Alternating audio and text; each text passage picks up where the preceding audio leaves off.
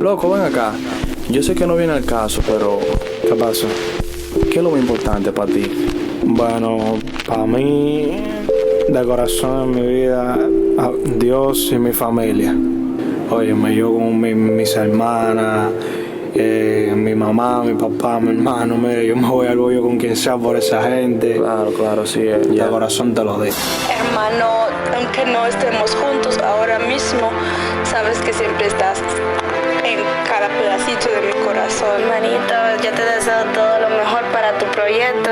A veces nosotros discutimos, a veces con razón y sin razón, pero al final siempre estamos juntos. Me siento orgulloso de ver por creado un hijo como Idelson, hijo de padres humildes, y hasta el sol de hoy el muchacho me ha prometido en verdad lo que yo tanto soñé que él fuera. Bendiciones, mi hijo, te quiero mucho.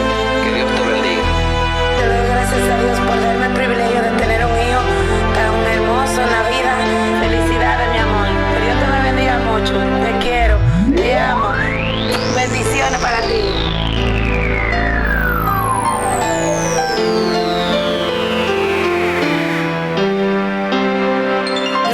Gracias por la madre, el padre, las hermanas que digo, mis tesoros, mi sangre, más que mis amigos que me tocan para vivir y aún los tengo a mi lado. Me niego a estar triste por cualquier cosa del pasado.